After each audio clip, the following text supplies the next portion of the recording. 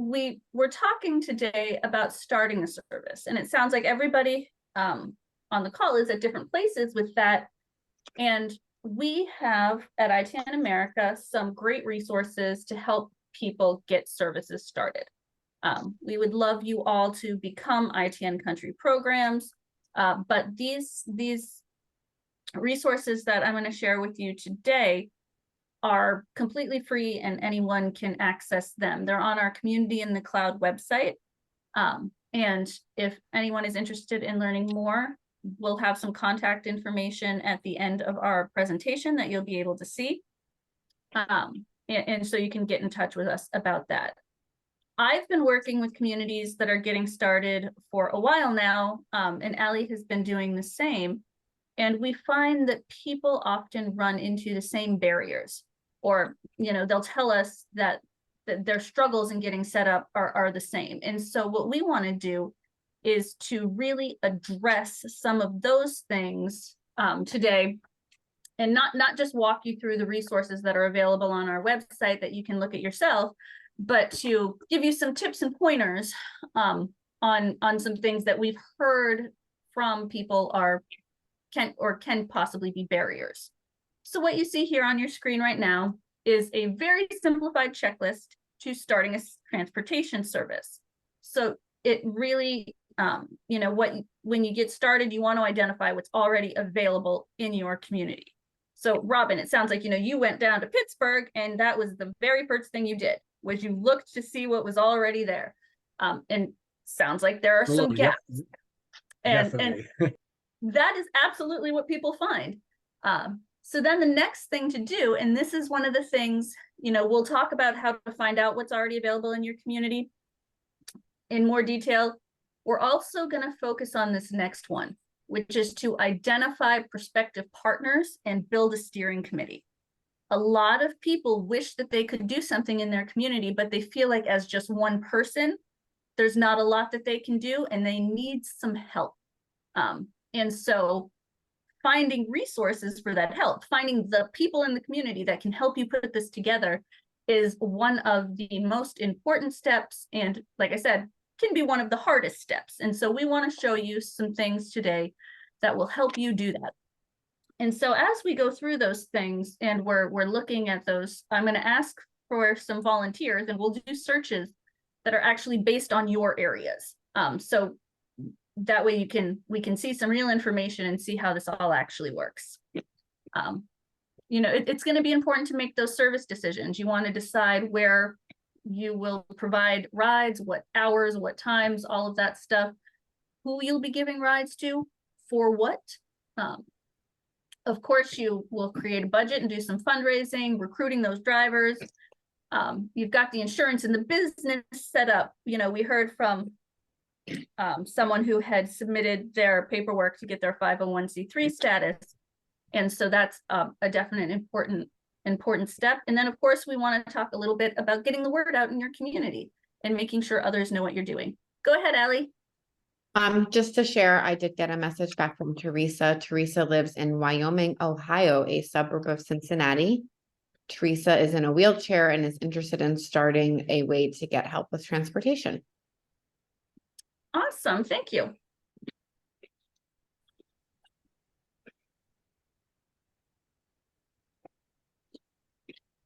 So I'm going to introduce, this is a resource. If you were part of our virtual conference that just concluded, you saw a little bit about the Rides Insight website, and this is where I'm going to start us today.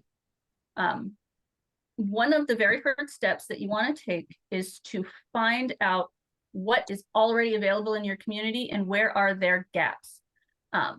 With the Rides Insight website, you can get a really good listing of the different types of transportation that are available in your community to start to fill out an inventory of this. I'm going to stop that share just for a second.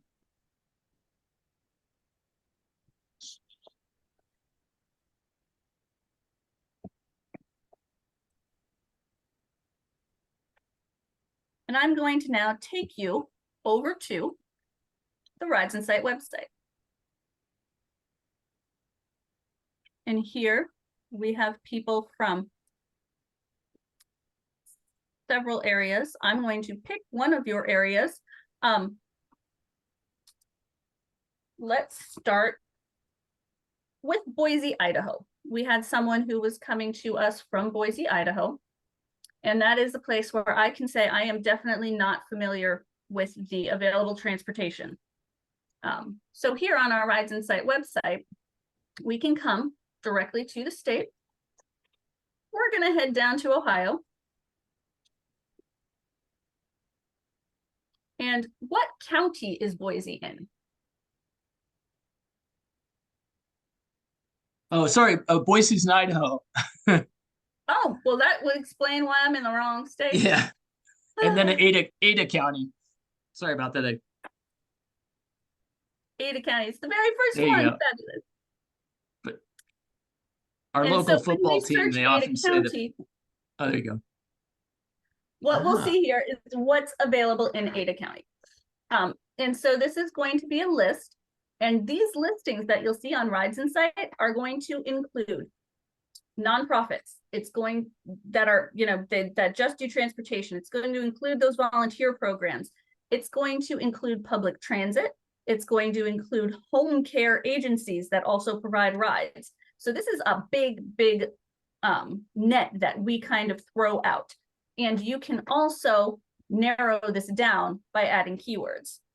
We had someone who was looking specifically to find, starting a service that would help people who use mobility devices. I think you mentioned a wheelchair. And so that is one of the filters you can put on this, or well, the keywords that you can enter. And so you can see what already exists for that, if anything.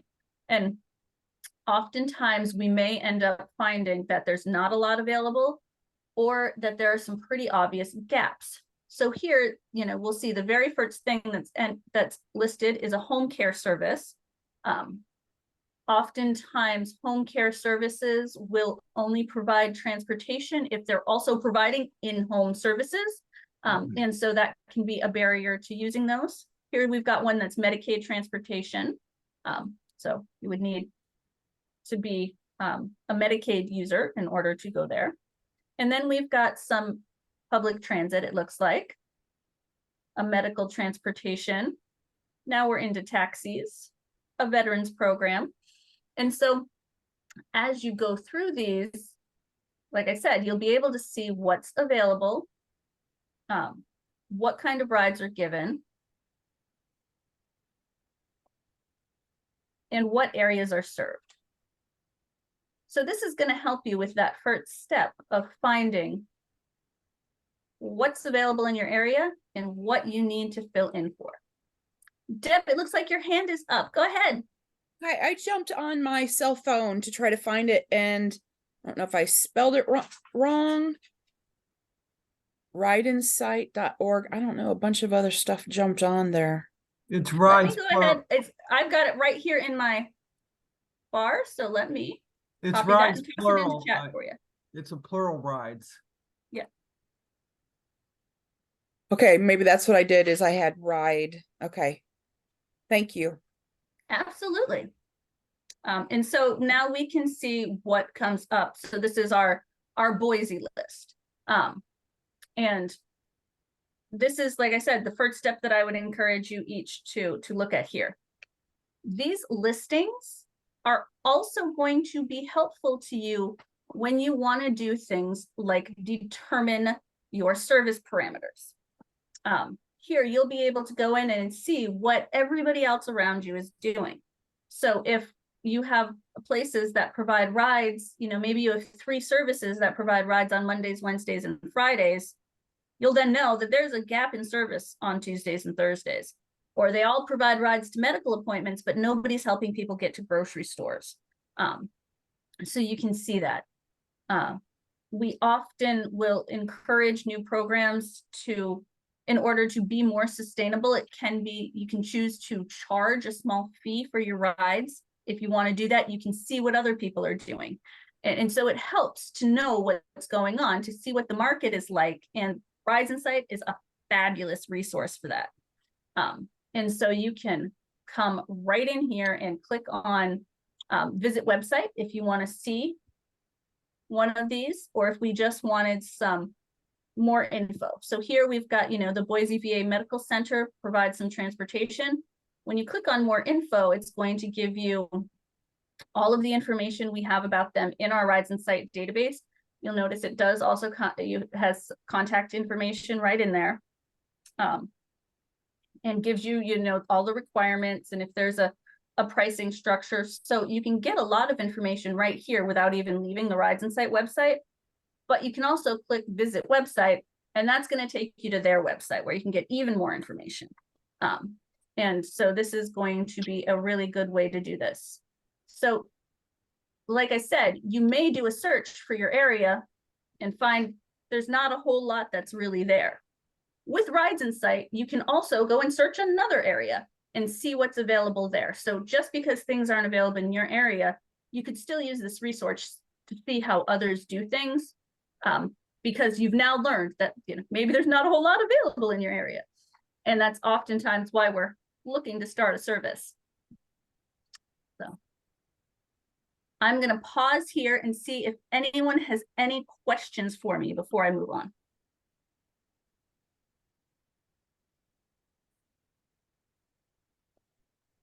All right.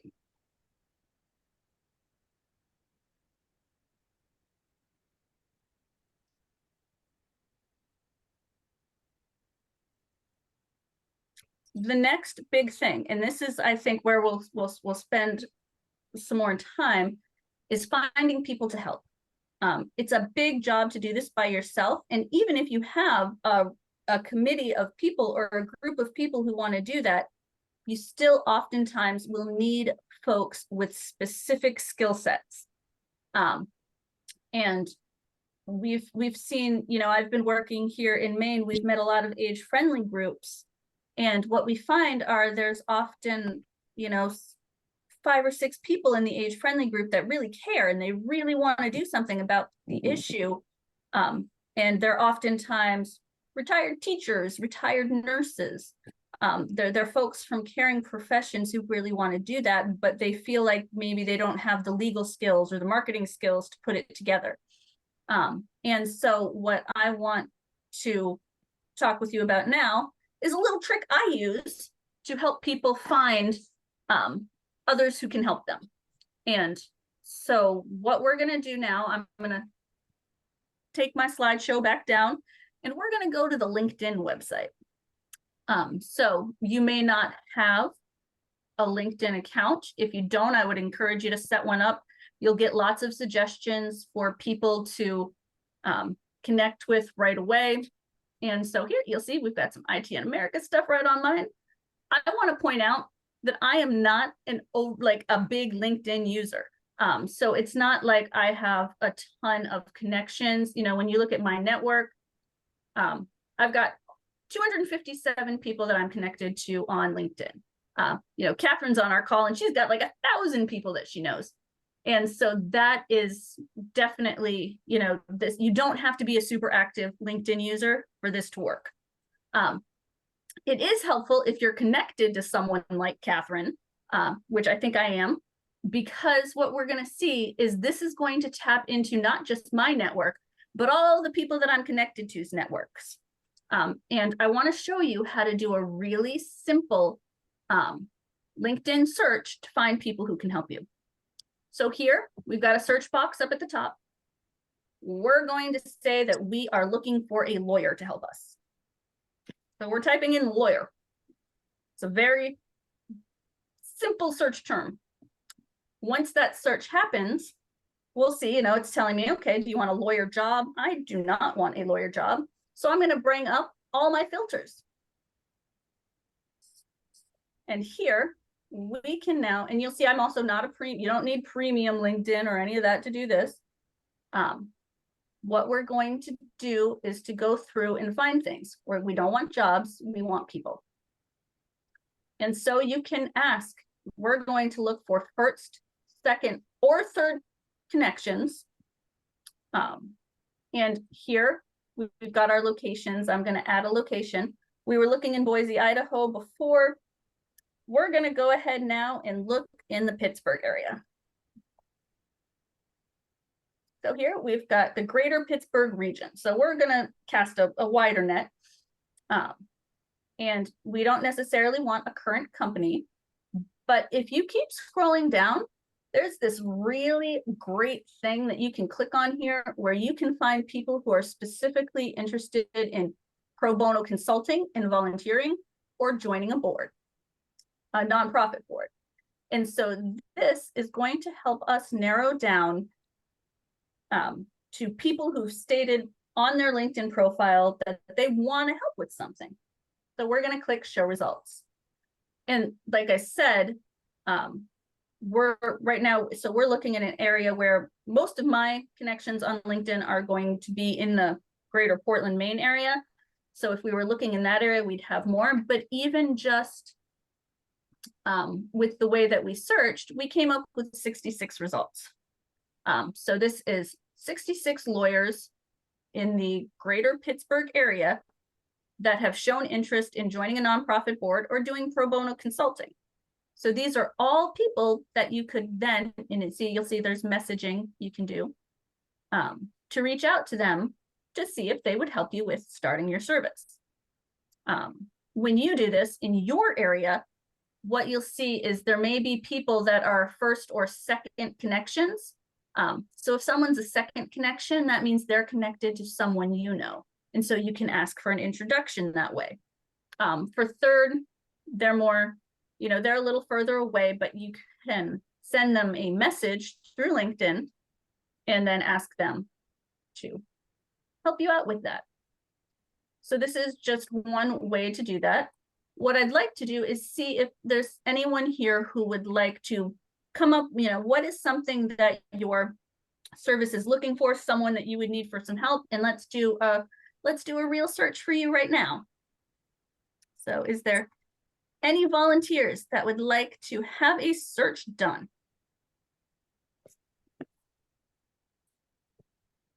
Sean, I see your hand up. What are we looking for? Well, it turns out that recently we've been having a lot of people who are having eye issues, seeing various kinds of issues that require them to go from the Boothbay Harbor area to Portland. And because of whatever procedures they need to do, they are unable to drive themselves.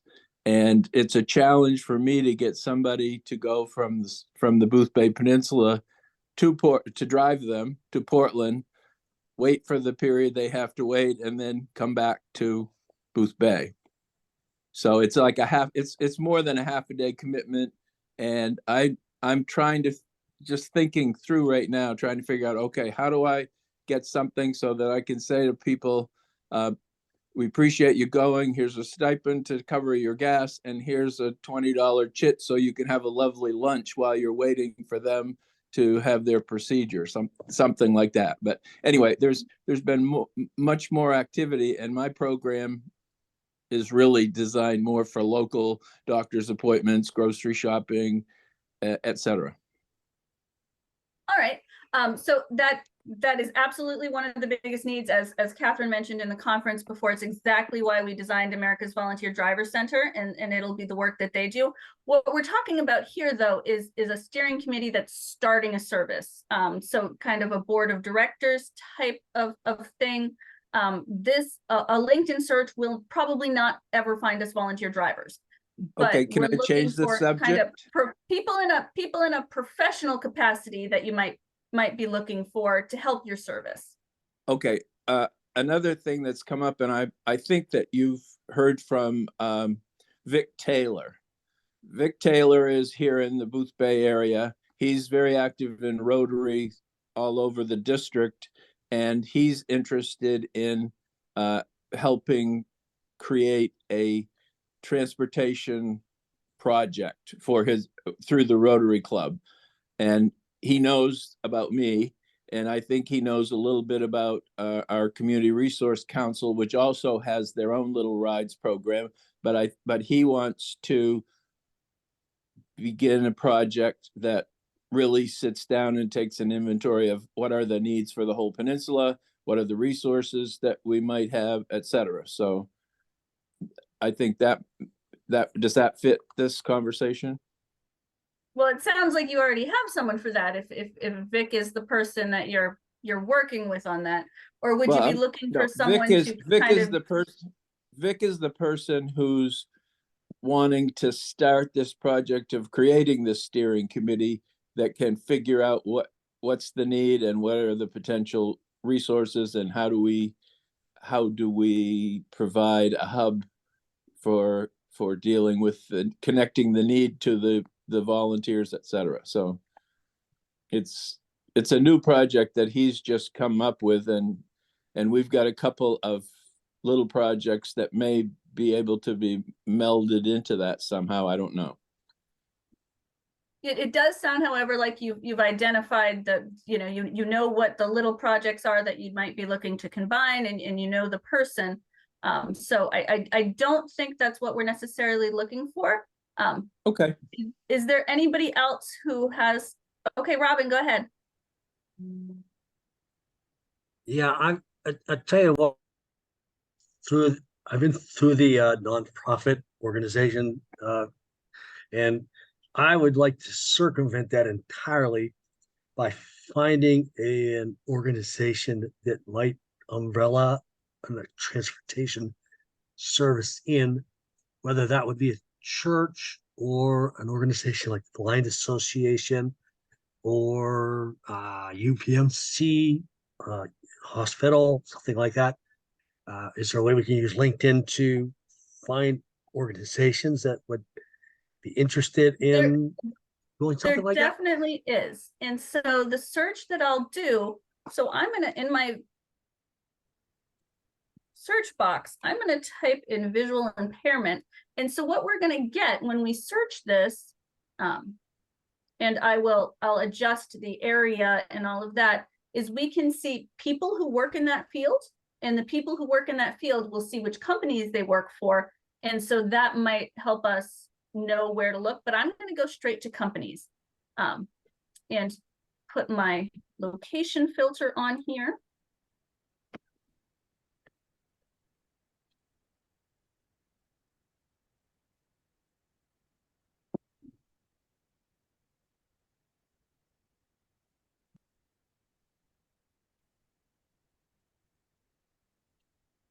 And here we're going to go back to the greater Pittsburgh region.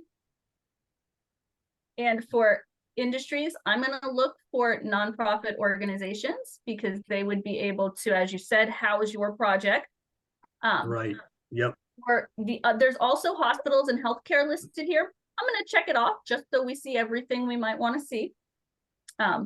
Absolutely. And then what we'll do is come down and click show results. Unfortunately, that one did not give us any results. But if we Wow. went, That's pretty well, wild. and that's okay. And that just means I picked the wrong search term. Right. And so what we may want to search is something different, like disability services or senior services. We Yeah, often okay. look for senior services. Those of us who work in the field know that the term senior is actually kind of going out of, out of use, but it's still used in so much stuff. And so this becomes a new way that we can search. Yeah, I would think you'd get more results with senior than vision impaired, because it's a pretty limited community. Mhm.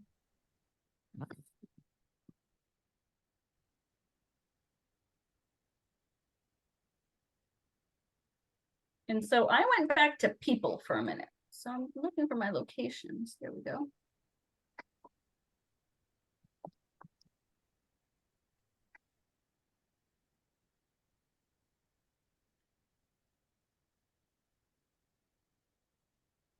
Wow. And so here, just by changing it to disability services, we find 108 people.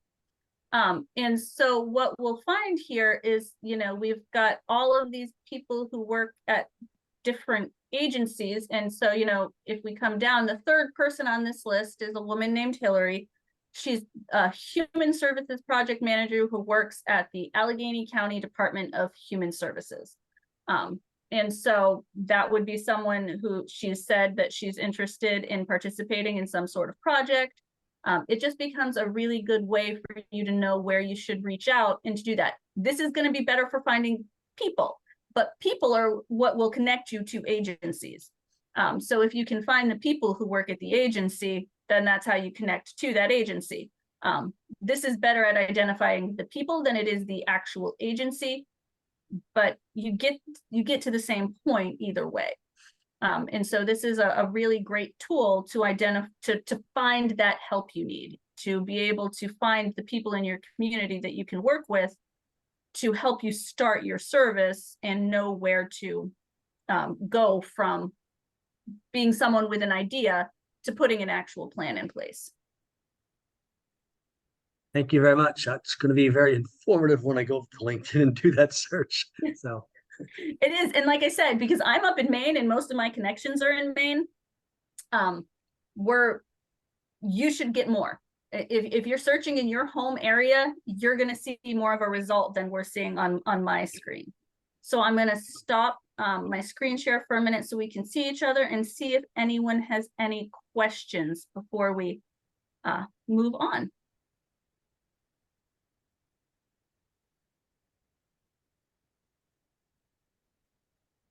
All right. We'll jump right back in then. We have about 15 minutes left. And I want to make sure we are coming to the end of our materials, so that's wonderful. I'm going to start my slideshow back up.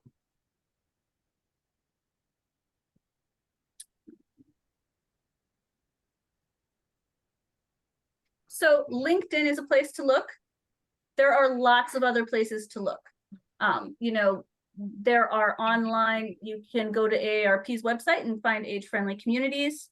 You can look up your local senior centers. Your area agencies on aging are always going to be good resources. If you know of a nonprofit who has people they help that need transportation, they may want to work with you.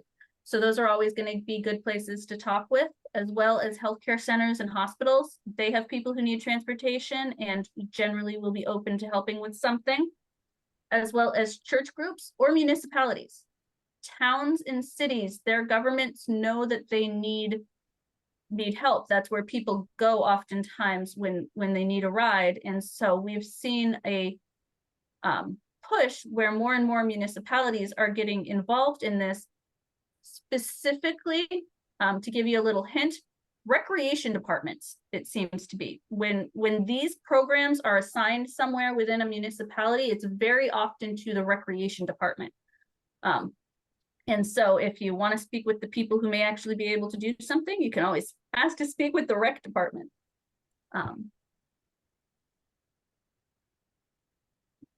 The next part that is oftentimes something people will struggle with is figuring out what type of service they want to provide. You know, there are a lot of programs that provide medical rides, and there are a lot of medical rides that need to be given. You know, oftentimes when these programs start up, they're focused on older adults, people who maybe used to drive but no longer do. And there are numerous populations that could use help with transportation. People with visual impairment are one group. People with seizure disorders sometimes are unable to drive as well. There are all sorts of differing abilities that make people unable to drive. And so one of the things that we've seen is that oftentimes if you're expanding the population that you're willing to serve, it also opens up different areas where you might be able to get funding or where you might be able to recruit volunteers. We have an affiliate in the ITN network, ITN Gateway, and Susan, who's on here with us, was their executive director for 10 years. So she may, if she wants to add anything, I would definitely let her do that. But they expanded from beyond serving just older folks and people with a visual impairment to include younger adults that have developmental disabilities. And it's been something that particularly when we went through COVID, allowed them to continue and kept their service running. Because when everyone else, when the older folks were staying in to keep themselves safe, the younger people were still going to work. Deb, I see you have your hand up, and then I'll see if Susan wants to add anything to that. Go ahead, Deb. Go ahead with Susan, but then I'd like, since we only have 10 minutes, I'd love to jump to charge for rides if no one's opposed to that. Okay, that sounds good. Susan, did you want to add anything about what Yeah, Gateway just- was doing with the adults with disabilities population? Yeah, we actually served adults with it, not just adults with developmental disabilities. We served adults with disabilities, so anyone that was unable to drive. But as Morgan said, the adults with developmental disabilities who really wanted to hold a job and work, we were able to transport them, and that's just become a beautiful thing in St. Charles County, is our ability to transport a number of, and I call them kids because they're younger than me, but they're not all kids. They're all ages, but we were able to transport them to work. So, and just really help the community, because as you all probably know, everyone's trying to hire somebody these days, and helping kids or people with developmental disabilities find the right job has just been a beautiful thing in St. Charles County. So that's all for me. Thank you. Thanks. And so Deb, I'm happy to move to talking about whether or not to charge for rides. Did you have something specific about that, or were you just looking for a general discussion? I'm going to stop sharing my screen so we can see each other while we talk. Okay, we currently ebb and flow on our ability. I've got Senior Companion Program, which is AmeriCorps Senior, and we are expanding. We just got a CCC grant to do medical transportation, and we want to maintain it after the grant is over in the following year. And something that comes up is, we have to ebb and flow the amount of rides we do, because we were under the opinion that it might be an ethical issue to ask our clientele to pay for rides.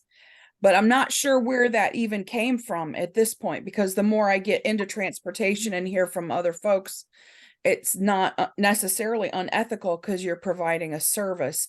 So I guess I just love to know, what does that look like? Who gets the money for it, and et cetera, please. I'm going to let Catherine take that. I know you have I know Catherine, I know you have a lot to say, so go ahead.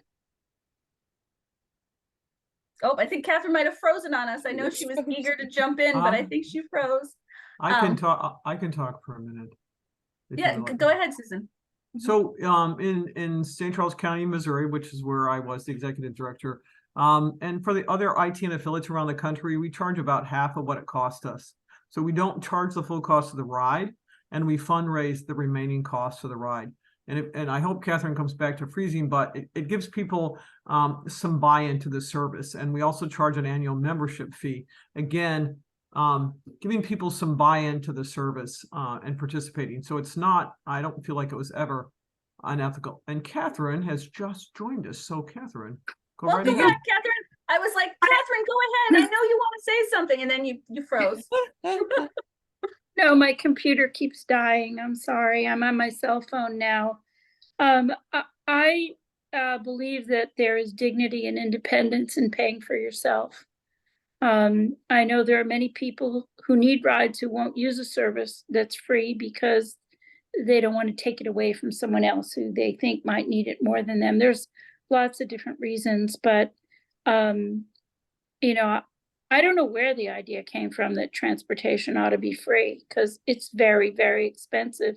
And unless we, I think, really understand that we've got to find a way to pay for these services, we're never, ever going to meet the need.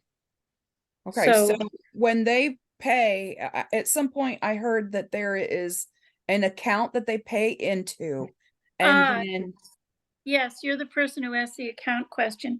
This is if your service uses the ITN software, that has all kinds of different ways to pay for rides, and it has a personal account So you can pay with cash, you know, and become a member, pay with cash, open the account, and then each individual community decides for themselves how much they want to charge for rides. And every time someone takes a ride, their account is debited and the system will send a bill, like a phone bill, at the end of the month. That's how that works. I know there are other software services out there and they may or may not have accounts. I don't know. We do.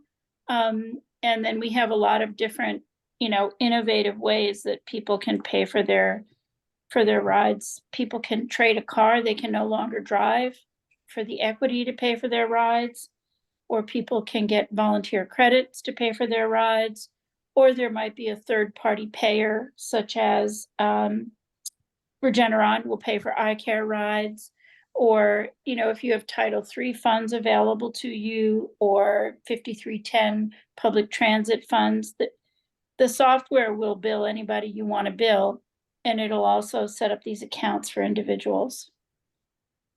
And Title III is through the which act is that? That's part of the Older Americans Act. Those are Okay. funds for the Older Americans Act, and So like then there's AAA has that? I'm sorry. they have Title III funds. They make their budgets up a long time in advance, so, you know, talk to them and be a little patient. Sure. Those funds tend to be pretty limited. 5310 funds are a little more generous. But I think, I mean, the way I looked at it when I started with ITN is people pay for cars all their lives and don't give it another thought. And then when they can no longer drive, I didn't assume they could no longer pay. That's a So good idea. Yeah.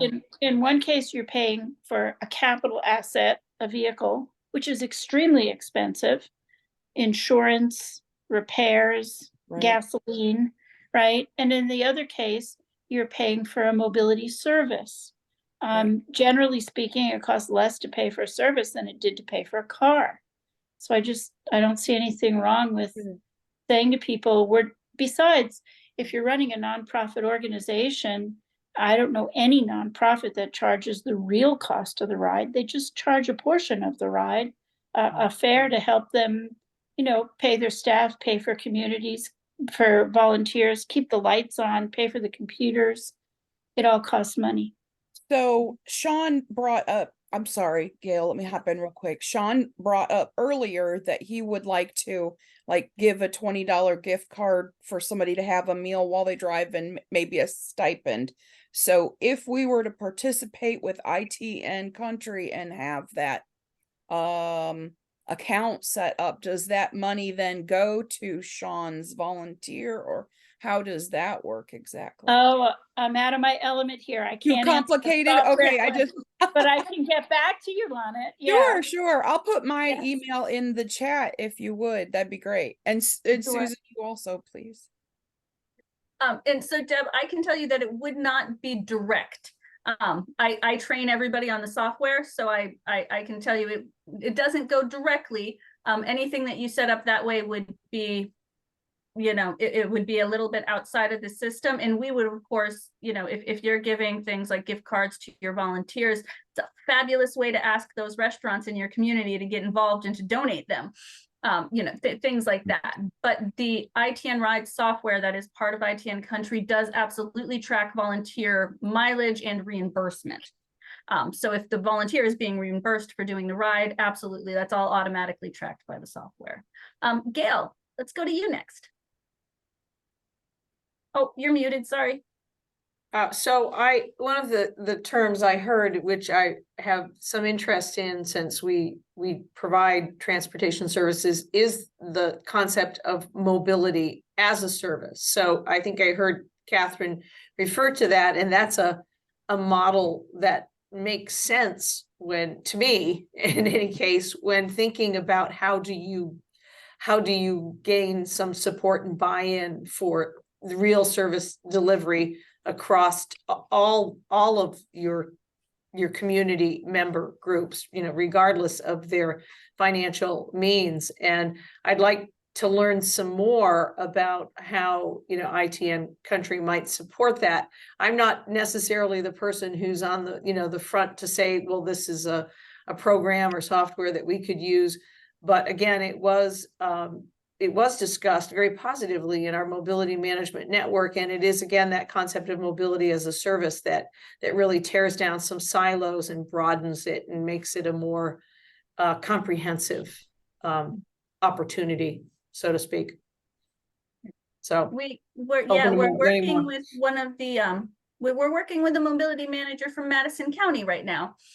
So from New York. And I think this is actually a really good place for me to talk about, you know, we've heard a couple people say they want to hear more, and we will reach out to you.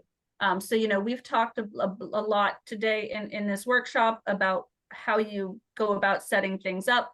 And so Allie and I will be contacting you all in the next few days, not to necessarily engage you in a conversation about ITN Country, that we definitely want to talk to you about that too, but to share the resources we talked to you about today.